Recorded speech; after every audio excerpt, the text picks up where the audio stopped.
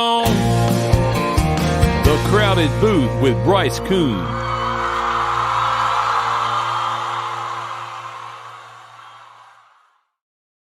What is up, everybody? Bryce Coon alongside Ralph Leary for a Wednesday night edition of the Crowded Booth Live. We're so happy to have you. Ralph, does my mic sound okay? Are we good to go? We rolling? The mic is on point, Bryce.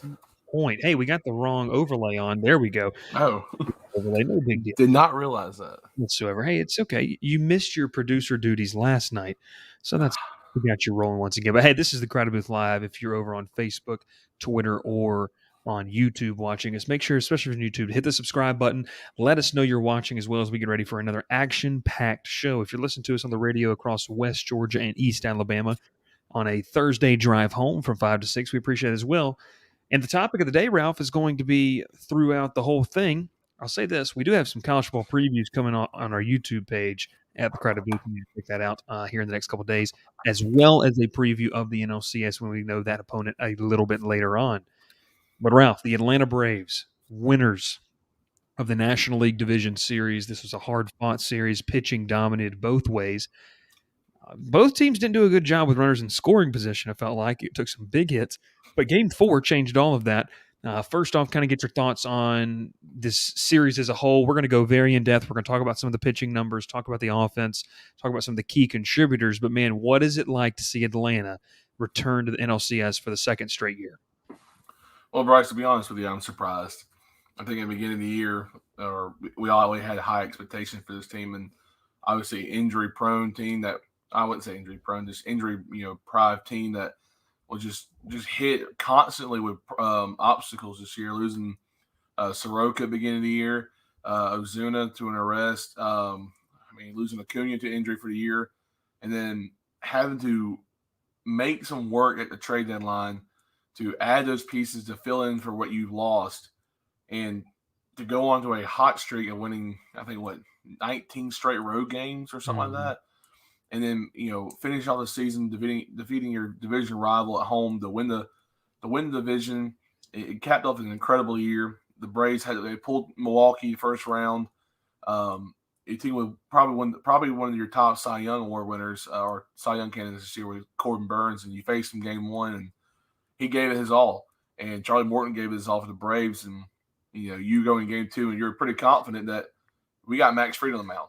Max Fried's going to shove. He's going to give you 7 strong innings at most, and then we just got to score some runs, and I think that's why Atlanta did Game 2. And in Game 3, you have your young ace who is just so good, so very good, and has already had that playoff experience from last year, but had a packed house behind him on Monday afternoon, and Bryce and I were in Truist Park.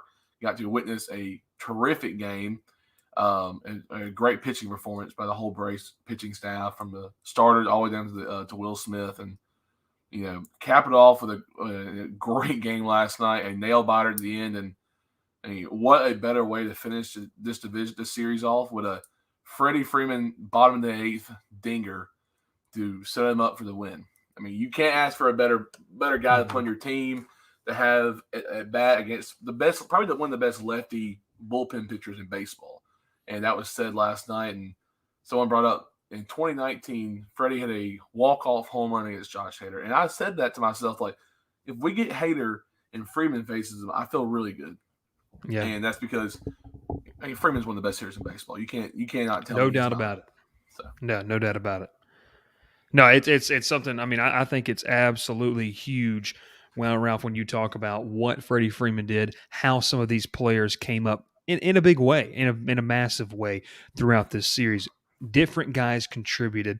So let's go back to Game 1. We're going to talk about this game in depth. We're going to look ahead to potential opponents and what we think, and I think it's the same thing, Ralph, of who we would want Atlanta to face in this upcoming series.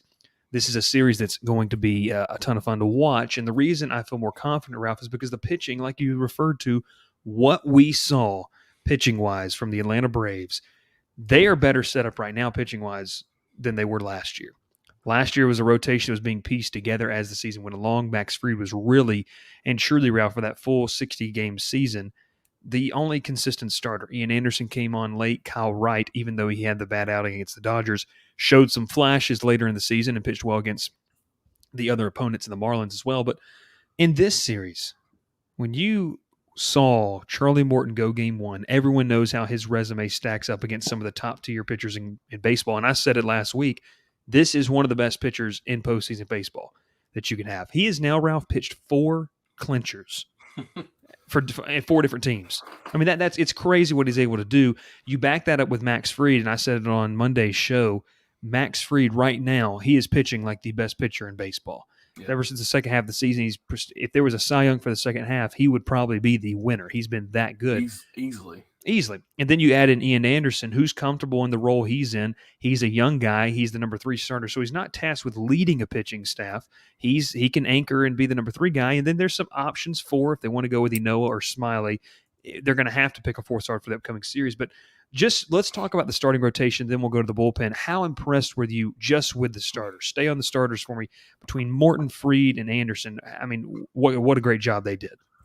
I mean, yeah, they allowed, I think, total 2 runs, and that was because Morton gave up a 2-run homer in the game one that, it was just one bad field. Well, technically 4 because Morton gave up the 2 in the yes. That's right. Mm-hmm. So, but anyways, 4 runs. And Morton arguably pitched the best out of all of them. If you really, Morton going on short rest in game 4, really just showing out of how great he really is in the postseason.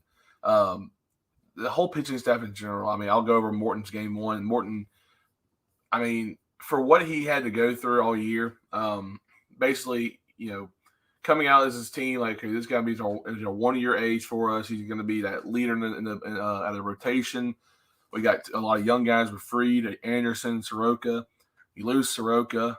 Fried kind of banged up all year. So Morton's that guy who's pitched all year for your team. And, is he going to be playoff ready? Is he going to be tired? And he comes out and shows first game. He gives you 6 innings, 9 strikeouts, and he was looking filthy. I think he had the whole entire Brewers roster swinging at one pitch the whole game. There's that low curveball inside, and he had them all, just screwed up. And they were just struggling all game, couldn't get a hit off of them. And he looked great. He was out-dueled, though, by Corbin Burns. Bryce scored runs. Mm-hmm. You look at game 2, and like I said, I felt comfortable going into game 2 because what other pitcher do you want as a Braves fan than Max Fried on the mound in a hostile environment? The Brewers Stadium was loud, and they were. Mm-hmm. And Fried going 6 strong also. He was at 3 hits, strikes out 9 also. I mean, back-to-back games with 9 strikeouts by your starter, I feel really good going into game 3, knowing that Fried is that guy. He only threw 81 pitches, so if we had to go game 5, Fried's going to be that guy, and he's going to be, I felt like Snicker was going to let him go as long as he could, until his arm was going to fall off. I feel like true. You got to sometimes, and you look at like what's going on with the Dodgers and Giants. They're going to the last game of the series, and they're having to use their aces. And Urias is pitching for the Dodgers, and Logan Woods pitching for the Giants, and both those guys have already pitched, and they're on short rest. So the Braves get a few days off, which is huge. That's what's so big about this whole series for the Braves is that the starting pitching is where it starts with this team. If you don't, and their starters don't really come out and pitch very well, you're going through your bullpen early. You're really hoping those guys can get 2 innings apiece almost. But when you got both your starters going 6 strong first 2 games, and then Anderson coming in and just, he would have went 6 if they scored some runs early on in the game. But with the game it was set up with 2 runners on, pitchers at the bat, no outs. Who else but Jocktober, Oh, man, yeah. So Ian Anderson only pitched 5 innings, but what he did in those 5 innings was incredible. I mean, he got out multiple jams. He just looked dominant and confident up there the whole entire game. He didn't walk a single batter. He faced off with another Cy Young candidate, in my opinion, was Freddie Peralta, who pitched outstanding in that game. But obviously, they had to take him out and put a pinch hitter in. So Braves taking advantage of getting out of their starting rotation, which I thought was a big thing for them. Was the Brewers and Braves had the same problem. Get past the starting rotation, you feel comfortable. And honestly, I looked at the rest of the season or rest of the playoffs, or the rest of the series. The Brewers couldn't do anything with the bullpen, really. True. I mean, obviously, they got runs off Enoa, but he's not really our main bullpen guy. But you talk about Matzik, we're going to bullpen in just a minute, but the starting rotation carried this whole entire series. Mm-hmm. The Braves indeed did win it in 4. The starting rotation was fantabulous. Fantabulous, you like that word, Ralph? Brand new Fantabulous. They did a great job all around. This was just a well-played, executed from the pitching staff standpoint. We're going to talk about the bullpen here in just a second, but I wanted to add some thoughts on that as well. Charlie Morton dealt. Ralph, what was the statistic? The Braves pitchers have a .76 ERA at home. Mm-hmm. I mean, 30, and they hadn't allowed a run. It was like they didn't allow a run for like 30. I wish I'll find the picture in just a minute. Going back to last season, really. Yeah. I mean, it's really crazy to see what this Atlanta team has done. And I would say this too: you have the rotation sides out so nicely because you have a guy who has been there, done that. You have Max Fried, who's not a young pup anymore. He's 27 years old. What was that stat again? It is 37 straight scoreless postseason innings at home, and that was before last night's game. Mm-hmm. So before the 2 charged Charlie Morton at home, but he's done a great job. Then you added in Max Fried, who just has that bulldog mentality. You and I were listening to a podcast on the way back from the Braves game, and Ralph, they were talking about the fact that this is a team in Atlanta that has the pitching that when you get good pitching in the playoffs, anything can happen. And this is something that's very interesting to watch how they kind of measure it out. One has to think that, now you have 4 days of rest because you clinched it in game 4. Most likely Max Fried will be the game 1 starter on Saturday. That would allow Charlie Morton to start game 2 on Sunday. And I'll tell you this right here. I would love to see, and we'll talk about this a little bit later on, if the Giants do indeed win, I'd love to see Ian Anderson to get his first start, and then I'll see us at home. That would make me feel a little bit better on Tuesday. But overall, this rotation makes him feel better too, honestly. True. The rotation as a whole pitched very well. We saw, I think we saw a reason why Noah didn't start. He's just not the same guy, Ralph, that was pre-injury. And the thing is, he's still got electric stuff. Travis d'Arnaud talked about that, but I thought it was cool. I don't know if you got to watch all of the postseason or the postgame interviews, but Travis d'Arnaud talked about the job that these guys do and go out and compete against high-level competition. That's the kind of guys you want to see. Flipping it over to the bullpen. The bullpen is an easy scapegoat all season long, obviously, with the struggles they had early on in the year. But some guys turned it up and still haven't turned it off. The big one for me who was consistent all year, obviously, was Luke Jackson. Very consistent how he was. Tyler Matzik woke up in about mid-June or late July, and has been phenomenal ever since. As much as people would joke about it, Jesse Chavez, Ralph, when we were in the building on Monday, came in and threw 7 pitches in a perfect inning. He did what he had to do. When his stuff's moving, we talked about on Monday, it's really tough to hit. I'll tell you this too, AJ Minter looked fantastic last night. I mean, the guy, we saw what he did in the postseason last year against the Dodgers. He was fired up. So this is something that's very interesting. Obviously, Will Smith comes in. He provides, I'll tell you this, Ralph, he had 3 saves. Okay, he did his job. I looked at my dad last night and said, maybe this is what it took.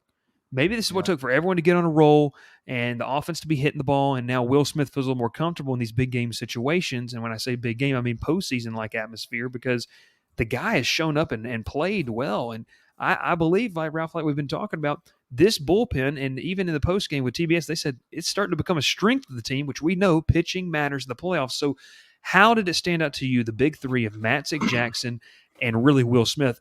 I was worried about the middle relief guys, but I felt like they did a good job, especially last night, keeping the team in the ball game. And I'll add one more thought. Travis d'Arnaud said it was big in his opinion because Inoa comes in. He gives up the home run, but he limits it. Nothing else happens. When it could have gotten blown into a big inning, I was impressed with how the bullpen pitched this entire series.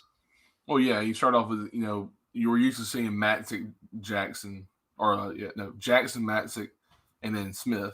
Mm-hmm. And in game 2, when Max Fried goes 6 strong, and he probably wants that 7th inning, but we saw what happened in game 1, that Snicker decides to take him out of the game, which in long run worked out.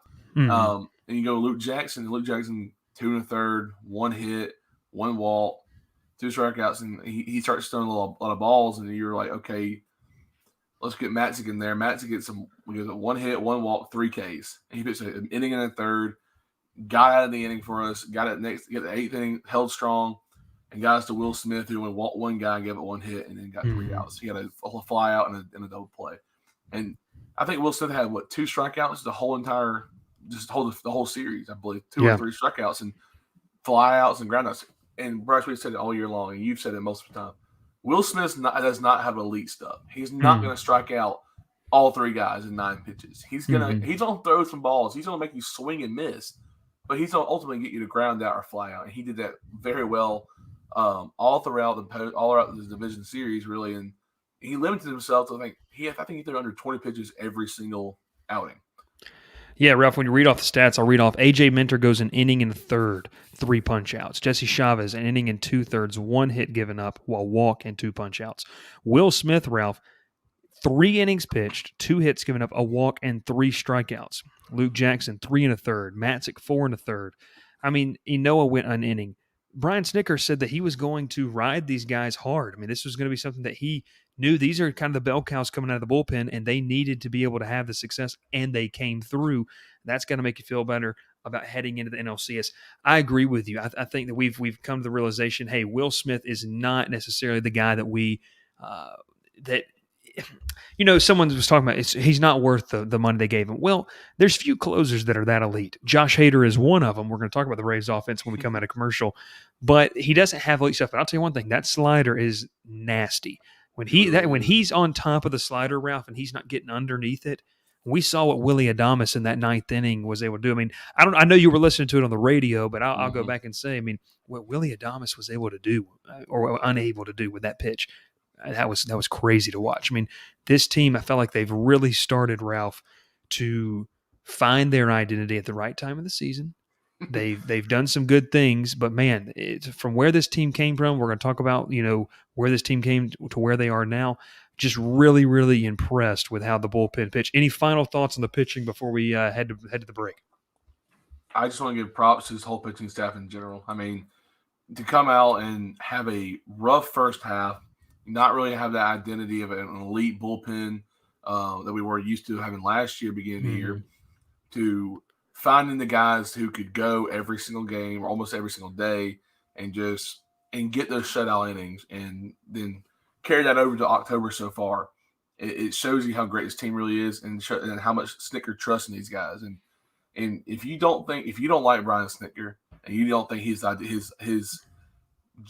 as a manager is good enough for you, go watch that post game celebration when he hugged Freddie Freeman, and you tell me he don't love those guys. Yeah, he knows what he's doing. He trusts every single pitcher he puts out there. Yeah, we're going to talk about Brian Snitker. We're going to talk about hitting. We're talking about Snitker and the front office and what they were able to do. But, man, what a performance by the pitching staff. Fantastic job. Hey, we want to encourage you to join the conversation as well. Let us know your thoughts of how the Atlanta Braves fared and what you would like to see coming up in the NLCS. We'll talk to you when we come back right after this. Cook's Place began serving our signature hot dogs in 1985 from a cart on Broadway.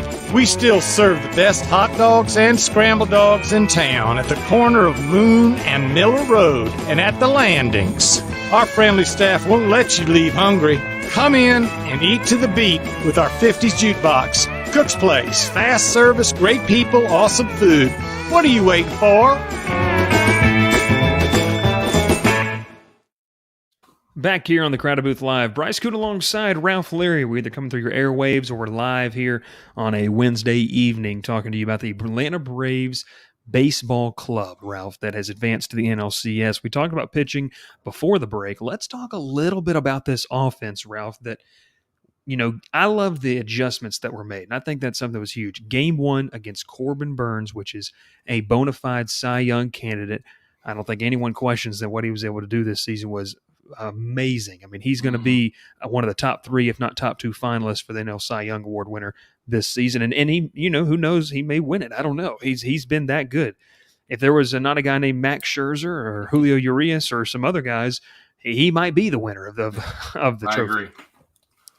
But when we look at what they were to do, listen, Burns is a tough guy to hit. Travis d'Arnaud said in his post-game press conference, it's not an easy at-bat.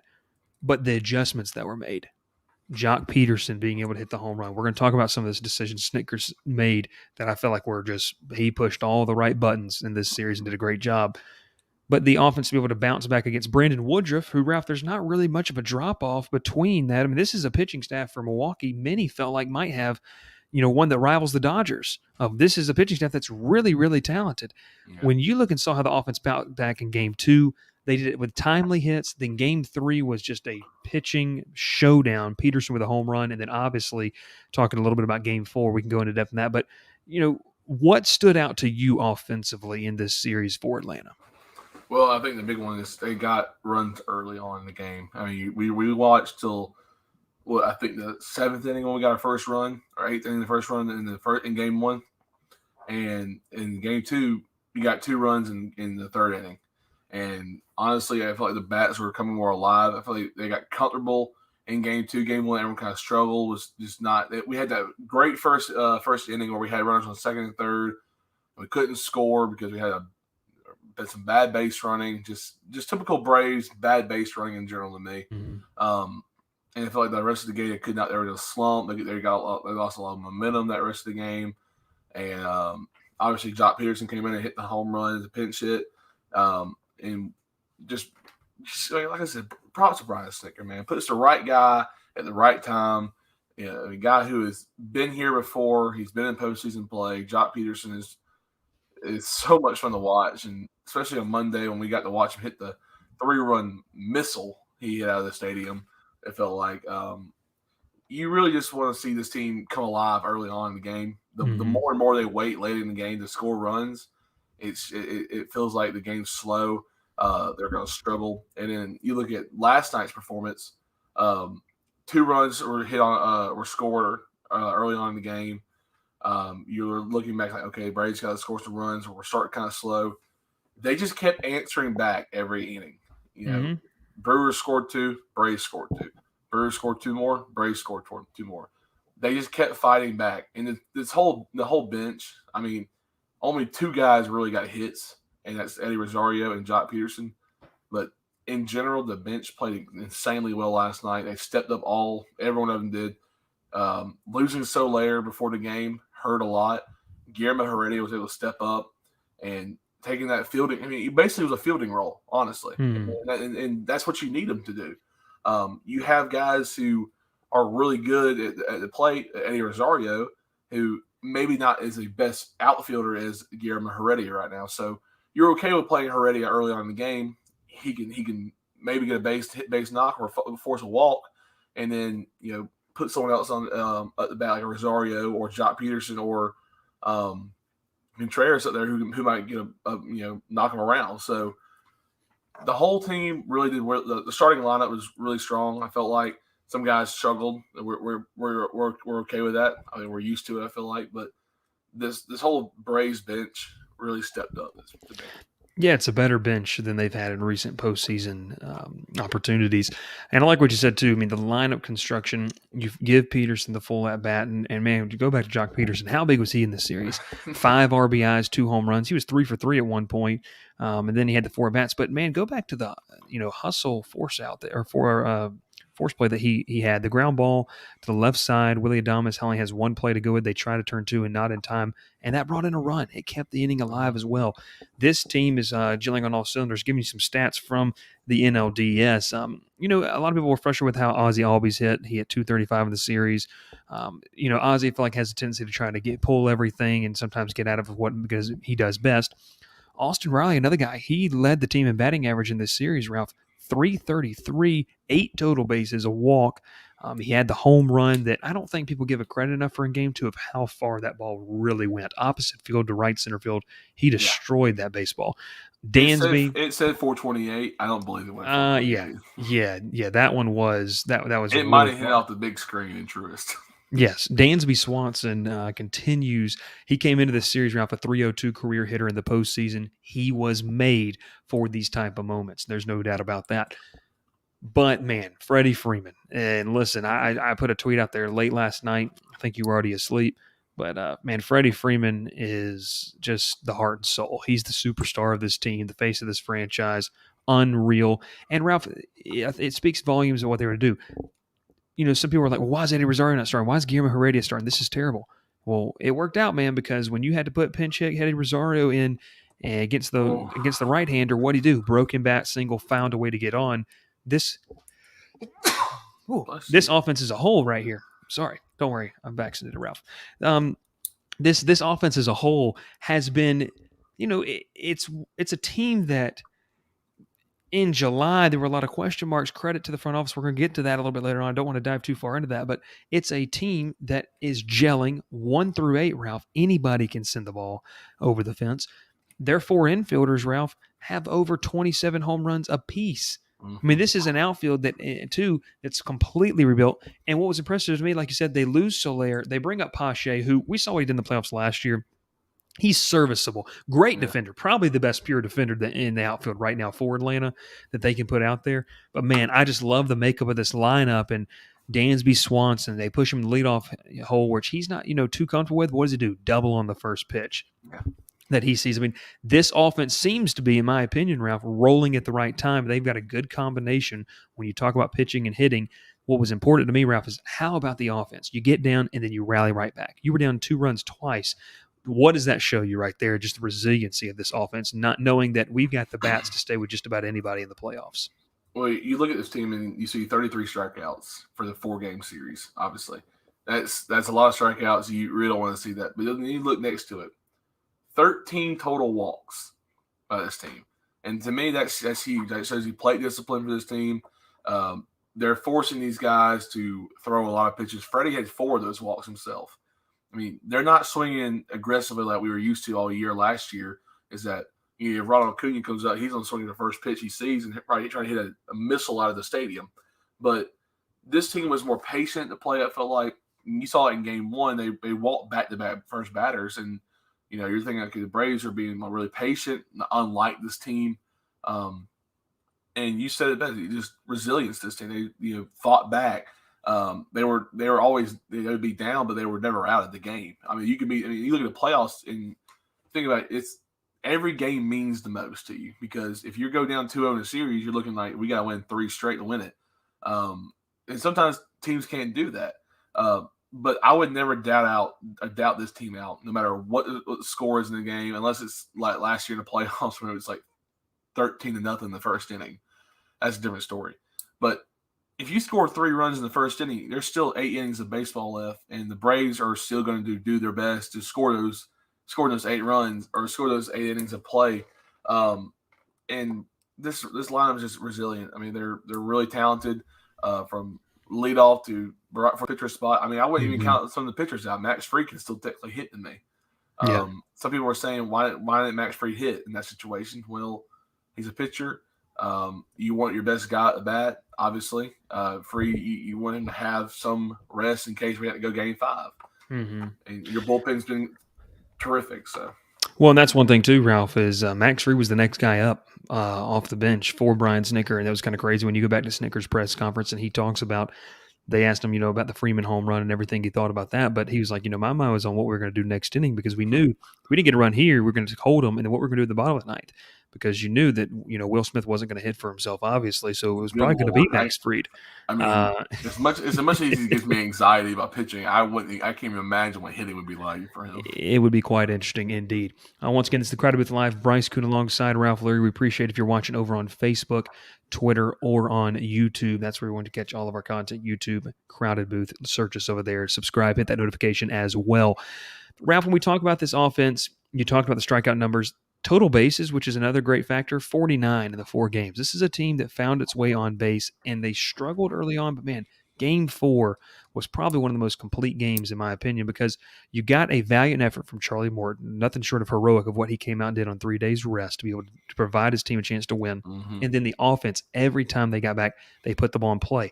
And Ralph, the big worry is we felt like Atlanta was a big, powerful team. How would they respond to saying, okay, now you've got to find a way to just be able to string together some hits? But they showed us that. And I think that would you say that shows the versatility of what this offense can do? They can put together a rally with a single, double, triple here, but they also can just start launching balls out of the ballpark.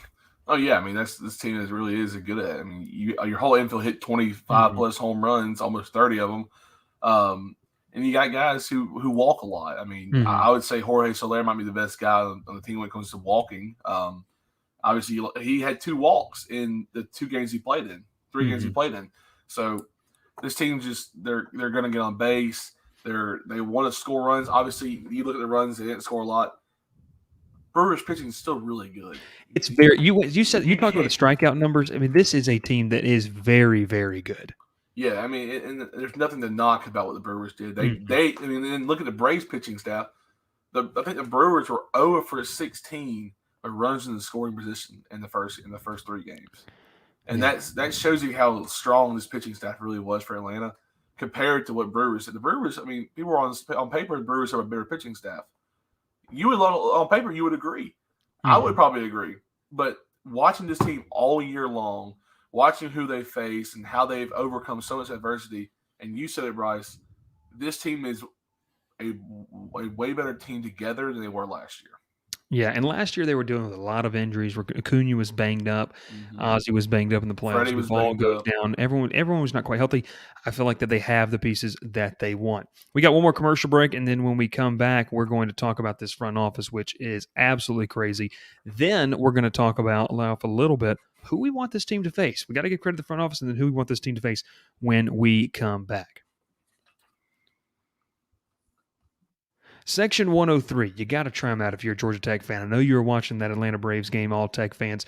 Some of the greatest gear that money can buy. They have fantastic comfort. The only place where you can go get that ATL logo and make it happen. The word mark, the hoodie. I just got one. Ralph's got that shirt on the left right there. I've got the hoodie.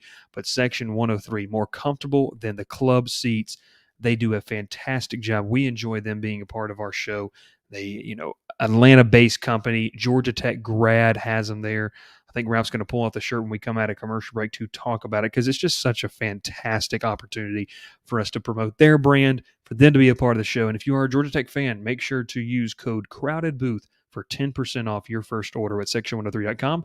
And if you're a Tech fan, you say, hey, I need a Tech Talk show. Not a TED Talk, a Tech Talk show. If you need that right there, then you need to come over on our YouTube page as well because we're looking to make that the primary source of Georgia Tech conversation. Once again, section103.com, proud sponsor of the Crowded Booth. Use code Crowded Booth for 10% off your first order. Back here on the Crowded Booth Live, Ralph's repping the shirt tonight right there. Ralph, I got to get a screen grab of that. I don't know how quite to do that. But we're going to need to get that at some point because that's a fantastic job of some of the great gear they have. Ralph, first off, tell the people how comfortable. I mean, that's going to be a really comfortable shirt. Yeah, when I wasn't putting it on, I just got it tonight, so I got a chance to try it on. But it's very comfortable so far. I really like the design and everything. So, that ATL logo is just really cool. Yeah. If you're from Atlanta, you're a big Tech fan, or you're from Columbus, and you're a Tech fan. If you're watching the show and you're a Tech fan, grab a shirt. They're comfortable. They look cool, and people are going to ask you, "Where'd you get that shirt from?" And you tell them, you tell them, the Crowded Booth told me about it first. The Crowded Booth, 10% off on your first order. It's just Crowded Booth, not the Crowded Booth. Sorry. We're going to talk more about the Braves. Can you even hear me, Ralph? Yes. Please stop whispering. Sorry about that. Yes, Section 103, we're excited to bring them along the ride with us. But, hey, you know who's going to continue going on the ride is the Atlanta Braves to the National League Championship Series. Ralph, let's give a little props right now to this front office. I want to start with Alex Anthopoulos, and then I want to start with this right here. Now, this is the big part for me.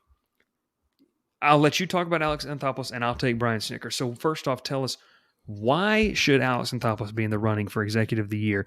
What has he done, and what kind of confidence, Ralph, does that instill in a team that was below 500 when Jock Peterson came to town? They've played over 600 winning percentage baseball since those trades have happened. This team's been completely different. Freddie's said it over and over again. Guys have said it. It's a completely different team than what they had at the beginning of the season. They've remade the outfield 3 different times. This is the 3rd different outfield that Atlanta has had. Man, talk about the job AA has done. Well, let me just give you a stat real quick. The Braves were 52 and 55 on August 2nd. No Acuna, no Mike Soroka, and entirely new outfield. AA went out there and said, I'm going to grab me a few guys. I'm going to go before this. I'm going to grab me a few guys. I'm going to bring them into Atlanta. And I'm not going to spend a lot of money. I'm not going to give up a lot of prospects. I'm not going to give up a lot of things to do for it because he still believes that the Braves farm system is strong. He trusts his farm system. He trusts the whole entire team to be able to be there in the next few years for Atlanta and then to build off what they've already are doing right now. And you look at what they did. They gave up Bryce Wilson and Pablo Sandoval. You give up Alex Jackson. And really, you don't lose a lot of those 3 guys. I mean, Bryce Wilson was a terrific pitcher in last year in the playoffs in that one game. Pitched this year for us, did not really do as well as we thought he would do. Alex Jackson is not who we thought he could be. And Pablo Sandoval was just honestly a glorified mascot for the Braves. As much as I really love that, he's not going to help the team in the long run. You bring in Soler, Rosario, you bring back Duvall, which I think he should have never left in the first place. And you bring in some great bullpen pieces like Richard Rodriguez, who helped during the whole season. Obviously, as of late, he's been rough and probably not ready for the playoffs. If they need him, he's ready to go more than likely. But props to AA, man. Just someone who has just been so good from trade deadline up to the end of the year, every single season for the help of the Braves to build them up, to give them hope to win the division every year. And if you haven't watched it, go back and watch when they won the division that night. Watch his post-game interview and tell me why he shouldn't win the executive of the year. I can only think of maybe one other person, that would be the Giants executive, because of what he was able to do at beginning of the year, really get all those off-season guys, and then bringing in one or two pieces to really fill this team up. So AA for executive year, hands down. If he doesn't win it, then this whole league is rigged. He's done a great job. There's no doubt about it. To be able to instill the confidence is what he did, in my opinion, was huge. Yeah. This team knew after they went and got Jock Peterson, hey, we're not giving up on this season. We're not waving the white flag. Think of how many people said trade. Remember the conversation, Ralph? Trade Freddie Freeman? Oh, like that was a real conversation amongst Braves fans. It was also what they do. Send Dansby Swanson down AAA. People, what are we going to do with Austin Riley beginning of season? But listen, this is why they make the big money. This is why they do what they do, and a fantastic job well done from Alex Anthopoulos and the front office on this. And it goes into the sequence for me, Ralph, what this management had to do, the coaching staff. I don't think, and it just makes me so mad about Brian Snitker, because people get so mad at decisions. And listen, managers are not going to bat 1,000 on their decisions, much like players. They're not going to. But when you have a guy who can keep calm during all that happened this season, and players look up to him, that is huge in my opinion. And I think that's one of the big reasons when you look and see what Brian Snitker was able to do is you have to say this guy has got to be one of the best managers in baseball. Why? Because his team loves playing for him. Ralph talked about it a little bit earlier. The emotion between Brian Snitker and Freddie Freeman post-game was unlike something we've ever seen, because these guys know that when the back's against the wall, Brian Snitker's going to go to war for him. He's going to go to battle for him. He's shown that time and time again. And I think, too, is that, a lot of people fault Brian Snitker for his trust, but for the confidence of a player, you're not just managing baseball players. And let's be honest, skill-wise, what more are you adding to the level? This is more about managing people. And Brian Snitker does a great job of managing 26, and let's just be honest with how many roster moves Atlanta's made. It's more like 40, 45. How many, Ralph, personalities he has to manage keeps everybody happy. I mean, this is something that I thought it was huge coming into this season. And in a season like this, and Snitker said it's been a long year, a very long year, the way that he managed, the way that he pushed the buttons. And I'll tell you one thing, if Atlanta ends up making a deeper run, this is already considered a deep run in the postseason. How does it look now, the fact that he stuck with Will Smith? Will Smith still might blow a save in the NLCS, but the fact that he stuck with him gives Will Smith the confidence to go out there, I feel like, and get the 3 saves that needed to win the ball game. The confidence to stay with guys like Tyler Matzik, who was struggling early in the year, knowing that eventually I know my guys are talented enough, they're going to figure it out, encouraging them, having that. And then also, you have your front office remakes the entire outfield. You have a whole new group of guys come in. You have Jorge Soler, who's struggled in Kansas City. What does he come in and do, Ralph? Hits immediately. Becomes a massive, integral part of the lineup. Eddie Rosario comes in on the IL, is activated, comes in. What does he do? Provide 2 clutch hits, Ralph, in 2 weeks. We talked about the hit last night. What about the hit against San Diego a couple weeks ago that really started that kind of run that we saw Atlanta go on to the hot streak to end the season? I really believe, man, that Brian Snitker, he's already got a Manager of the Year award under his belt, but, man, the job that he has done to navigate through a tough season, I'm telling you, it matters. Team chemistry matters. And if you don't think it does, I just don't know what to tell you, man, because I don't think this team would be in the playoffs right now. I don't think they'd be in the NLCS for sure if it wasn't for Brian Snitker at the helm. The way he's held this locker room together, even amidst all the doubt that he even said he had. I mean, when you talked about that record, they're 50 and 52 on August the 2nd? With 2 months to play, it didn't look like that they were going to make the playoffs. But Brian Snitker holds it together. He comes and shows up every day. And let's go beyond Brian Snicker.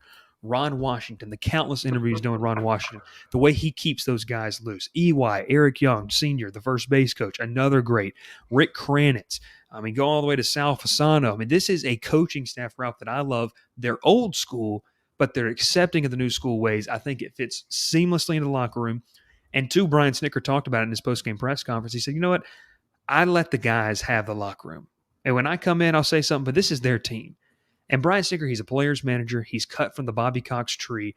And I can only imagine what the Twitter Braves fans would have done if Twitter was around and as prominent as it is now during the Bobby Cox years. But he goes to war for his team. He loves these guys like they're his own kids. And I mean, I'm just kind of floored because I just think Brian Snicker should manage the Braves truthfully until he decides he doesn't want to do it anymore, because he does a great job of this club. And like I said, he's not going to bat 1,000. He's not going to be able to do that. And I understand that. There's going to be some decisions, Ralph, and there's even decisions I'm sitting there like, and you know me, I don't question a lot of it. I give a lot of default. I'm one of the I have some of the most leniency when it comes to these players. But it's really, really big for me what he's been able to do with this team, to be able to handle, like I said, the personalities. I mean, I think he's done a great job. And then talking about what Freddie Freeman, that relationship meant to him. I mean, there's a reason that this team has gone to 4 straight playoff appearances, 4 straight NL East titles. Now their 2nd straight NLCS. I mean, this season to me, I was just happy to be in the NLDS. And now you're looking at a potential, you're 4 wins away from being in the World Series. The chemistry of this team, man, is off the charts. Don't want to get ahead of myself. We're going to talk about that in a second. But I mean, what else can you add to that? From the front office to the coaching staff down, this is really a dream team, I think, to work with. The Braves have from a management standpoint. And you talk about, he already has a Manager of the Year award under his belt. If he's not the favorite, I had to go back to the Giants, Gabe Kapler. Yeah. Just because he brought a team that was projected to finish 3rd place, under 500, to a 7-win team. Yeah, 107. 107-win team. And broke a streak of the Dodgers winning the NL West, by the way. Yeah, that also. And then going in and facing teams like the Padres and the Dodgers all year long and battling back and forth with them all year. And then you're in a Game 5 situation against possibly the best team in baseball, between the Dodgers and themselves. So props to Gabe Kapler and what he had to do. He has a great team under him, a very veteran-minded team, honestly, in my opinion, compared to Snicker, who has more of a younger team with obviously a younger infield. I mean, Freddie's your veteran, really, and your main veteran guy on that team was probably Morton. But you look at what both the guys have done this year. Obviously, Kapler's done a great job with the Giants, and they have a big game tomorrow night, which it will show you if he deserves it. But a comment here for you, Ralph, real quick. I want to say AA is the general manager here. Those moves to the deadline are why we're here. 404 the Bear GT. Appreciate you that comment as well. I agree with him. I think that this front office did a great job. Easily. And that one thing about Snicker, and we'll get into here with this, is that Brian Snicker, to me, if you're one of those Twitter fans who says every year that I'm tired of Snicker's crap, I'm tired of all his bad play, bad calls, every time there is an intentional player hit in a game, the first person out of that dugout to argue is Brian freaking Snicker. And that dude leads that team out of the dugout every single time. And he fires me up no matter what the situation is. He's going to be the first guy on the team. He cares about every single player. Doesn't matter who they are, where they came from. I'm pretty sure I read it when Duvall came back to Atlanta. The first 2 people he saw to meet him there was Freddie Freeman and Brian Snicker. He said Brian Snicker was there as soon as he got the call that Duvall was coming back, that Soler was coming, and Rosario was coming. Because he wanted to make sure that they felt comfortable in that dugout that clubhouse when they got there. And Brian Snicker is that guy who goes, I will show up for these guys no matter what day it is. He's going to put the team – he's going to make sure this team's ready to go every day, every night. And he's going to make the right calls. And that's why he is, to me, the best manager in baseball. Yeah. What he does is just huge to me. I mean, you can't overstate the value. And, Ralph, this is the thing, going back to the so-called Twitter fans. If you were out there criticizing Brian Snicker, I get it, the in-game decisions, but what about the results? 4 straight NL East titles. The results don't lie. This team is successful because of the guy that they have at the helm. Now, listen, players may have to make the plays, but the chemistry matters. If you don't think it does, I just don't know what to tell you, man. And Brian Snickers created a chemistry, and really, I don't know if he created it. He helped continue it from Bobby Cox after they hired Freddie Gonzalez and the chemistry kind of went down. I felt like he brought that back. And I think, Ralph, what you said, it speaks that he even though he's the manager, one of the top guys in the organization, no job's too small. And I think that comes, Ralph, from his belief of he worked his way up in this role. It's very key. Over 40 years in the Braves organization, I think it's imperative as long as he wants to manage for Atlanta. And truthfully, man, the emotion that he loves the game of baseball, has a great mindset, a great outlook of how players should be treated. And guys like that, they care about that, and it means a lot to them. I mean, I think we can all recall a time we had a coach who really cared about us and showed, and that was probably your favorite year playing that sport and for that respective team, when you had a coach that really, really cared about you. So I think that's absolutely huge. We got one more commercial break, Ralph. When we come back, we're going to talk about who should Atlanta face, what's the better matchup, what should fans be hoping for when we come back. Ralph, I will tell you this, though. Have you ever been just a little too cold? A little too hot? Right now. Right now? Is it a little too warm? Well, man. A little cold in here. Does your AC need some repair? Call Climate Control Heating and Air Conditioning. Listen, you can get a free service call with a repair of $250 or more. You can schedule an appointment on their website, cchc.com. Or, Ralph, you can even call today, 706-576-7731. They have been serving the Chattahoochee Valley area for over however many years, 1983, they've been doing that. It's a great opportunity to see them and have them be able to do some fantastic stuff to help you out with all your heating and air needs. Listen, it's getting that time of year too. You're going to want your heating and stuff to be able to work. You don't want to have to call somebody who's not reliable. And I'll tell you one thing, Climate Control Heating and Air Conditioning is the place that you want to call. Fantastic job. Official sponsor of the Crowded Booth. Once again, schedule appointment on their website. Head over to their office at 1236 54th Street in Columbus, Georgia, or call today, 706-576-7731. Back here on the Crowded Booth Live, we're getting ready to wrap up the show, Ralph. We got about 7 minutes and 52 seconds. 47 seconds now, 45. And I want to lay this on you. Who, in your opinion, and I'll go first. You keep getting to go first. I keep asking you the question. So let me go first, and then I'll go. Take full screen. Go full screen, bud. Full screen. All you. No, it's fine. The series, obviously, when this is on the radio, this is going to be coming out, and we're going to be getting ready for the Atlanta Braves to see who they're going to face, San Francisco or LA. I want to lay out the scenarios. If LA wins, Atlanta is the higher seed, so they will play the first two at home in Atlanta Saturday and Sunday. Listen, if San Francisco wins, then San Francisco hosts. Listen, I would rather play San Francisco. I think that the Giants are a much better matchup for Atlanta.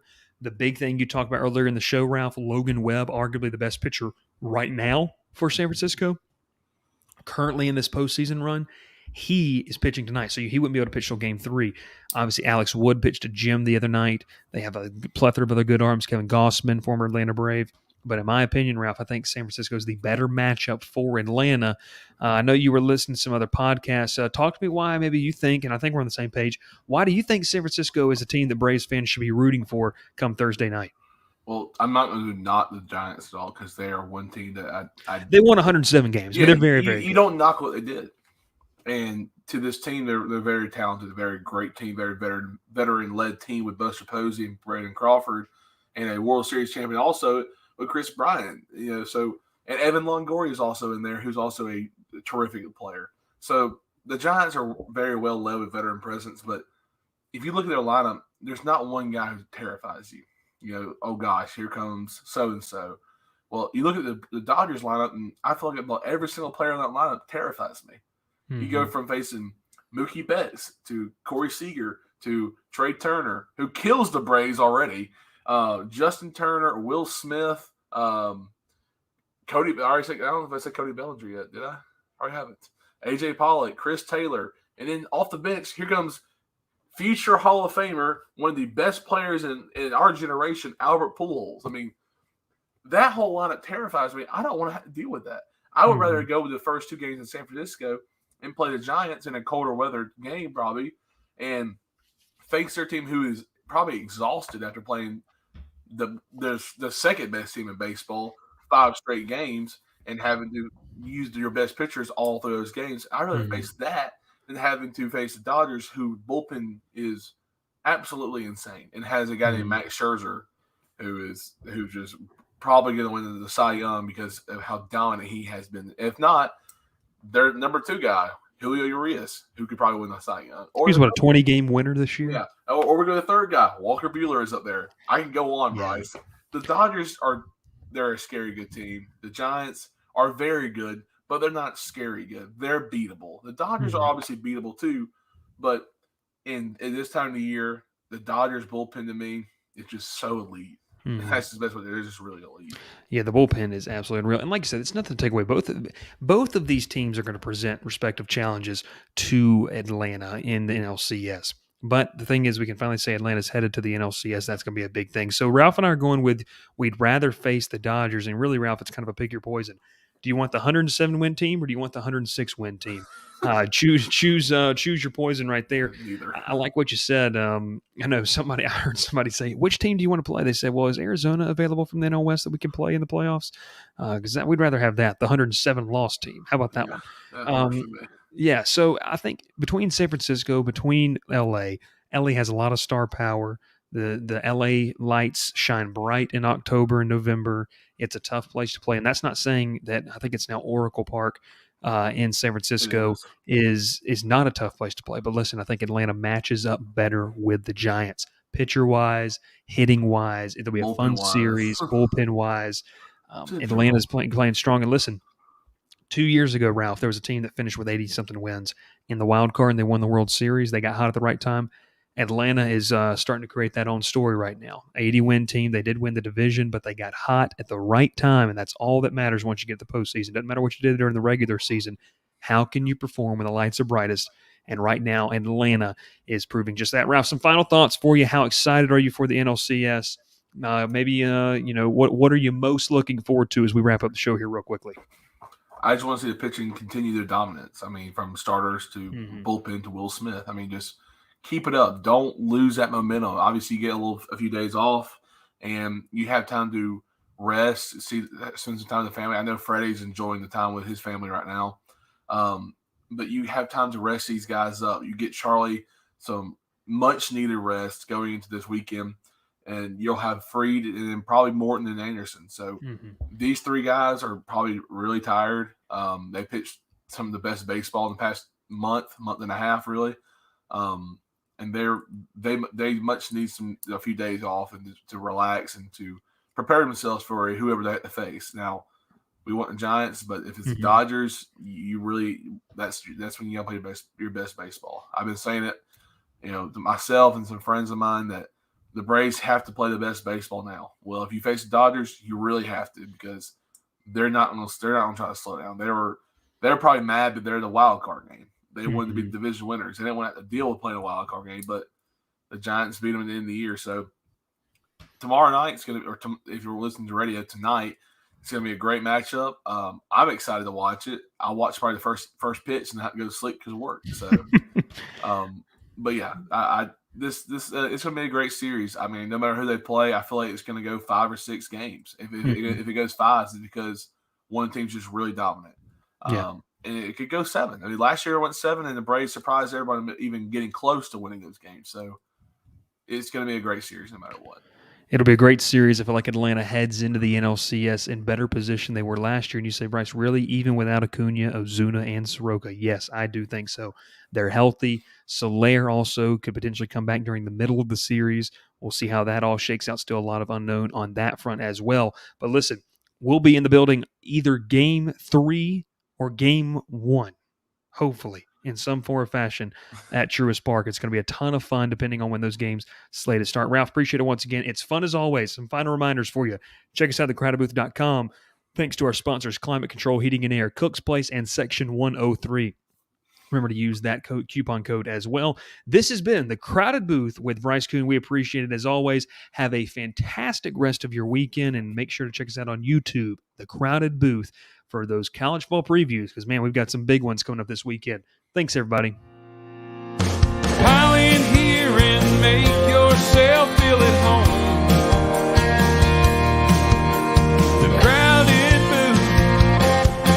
coming on.